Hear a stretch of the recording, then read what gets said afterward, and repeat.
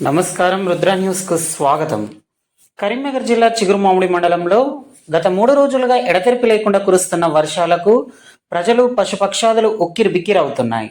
వర్షాలు లేక దిగాలుగా కూర్చున్న రైతన్నలకు వారి కళ్ళల్లో ఆనందం వ్యక్తం చేస్తున్నారు.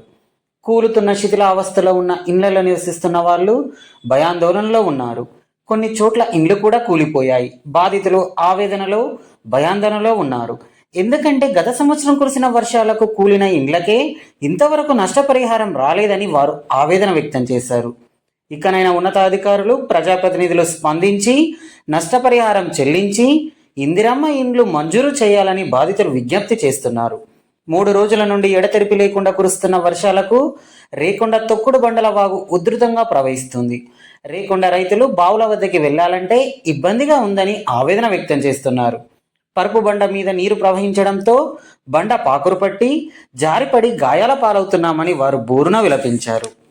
అప్పటి ఎమ్మెల్యే వరతల సతీష్ కుమార్ ఉన్నప్పుడు బ్రిడ్జి కోసం శంకుస్థాపన చేశారని, ఇప్పుడున్న ఎమ్మెల్యే మరియు మంత్రి పొన్నం ప్రభాకర్ బ్రిడ్జి నిర్మాణాన్ని పూర్తి చేయాలని రైతులు, గ్రామస్తులు, బాటసారులు విజ్ఞప్తి చేశారు.